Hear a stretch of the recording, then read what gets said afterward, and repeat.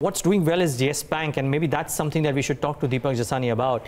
Deepak, a slightly difficult question, but what would you advise some of your retail investors to do with a Yes Bank if they are either holding it or if they are tempted to buy it? What would your advice be?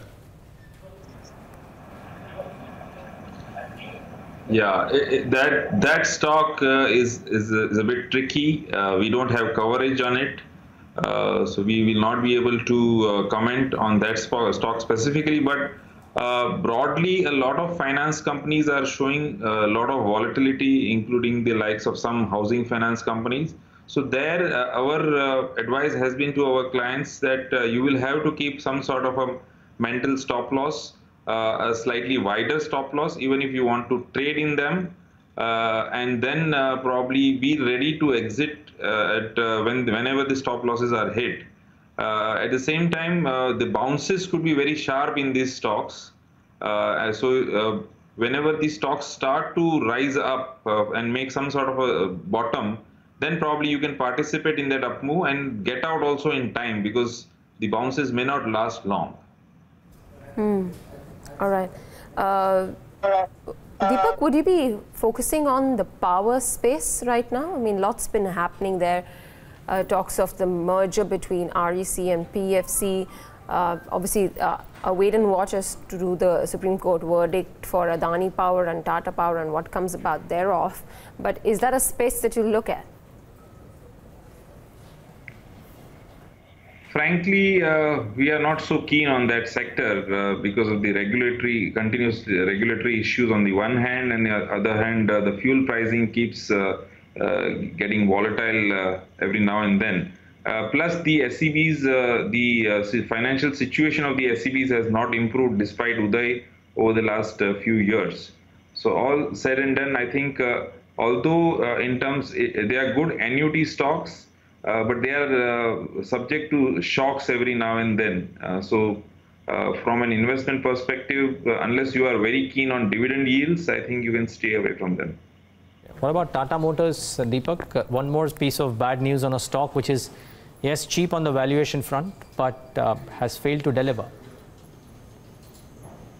Yeah, so now the impact of every new negative news will be much more muted because the stock has already fallen quite a bit. So there is no need to get panicky now on every fresh negative news. Now probably is a time where you should be looking to start nibbling or accumulating these stocks over the next few months. So despite these negative news, I think one can take it the other way and start accumulating rather than panicking. Interesting. Okay. So Deepak Jasani's view is that you can accumulate some of some companies like Tata Motors because incremental reactions on negative news will not be that high. Deepak, do you as a house have coverage on the Adani Group? And by the group, I don't mean you cover the group, but any of the group companies, save for Adani Ports, that's the large one. What's been more active are the smaller ones. Adani Power at 52-week highs, Adani Transmission doing really well in today's session, and Adani Enterprises, the last 4 or 5 sessions has been on a bit of a roll. Do you track any of these 3 names? No, frankly, we don't. Basically, okay. They need to sort of improve on the governance and transparency norms, and then probably we'll look at them. Okay, what was the pick of the week, Deepak Jasani, this time around? It's of course Friday. You would have given out that call on Monday, and I can't ask you for the next Monday's call. So let me ask you about the Monday's call gone by. The Monday's call was from our core research team, which was Subros. So basically the car AC manufacturer, where they feel that the stock is in a good shape and could run up about 15–20% from here in such turbulent times. Okay. Deepak, your take now on the oil marketing companies and HPBP IOC, now on the back of the correction in crude oil prices and the possibility of improved marketing margins for them?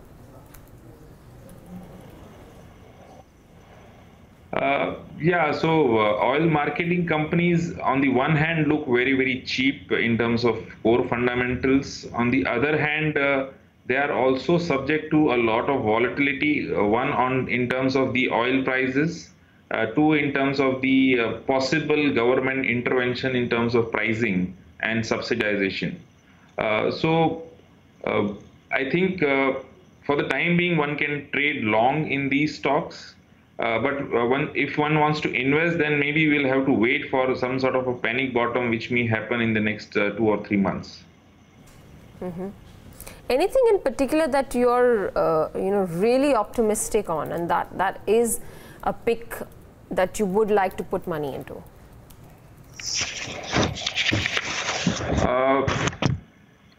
We continue to like the BFSI space generally. As a matter of fact, 2 weeks back, we had LIC Housing Finance as our pick.